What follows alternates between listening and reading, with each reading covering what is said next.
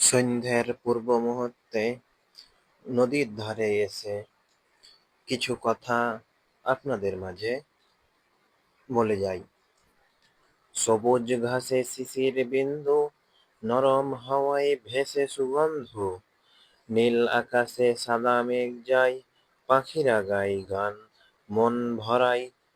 নদীর ধারে ঝিরি ঝিরি জল, প্রকৃতির রঙে মুগ্ধ মনটা চল। প্রকৃতির মায়া মায়া সবুজে ঢাকা পথ, পাখিরা গায় গান মধু তাদের স্বর।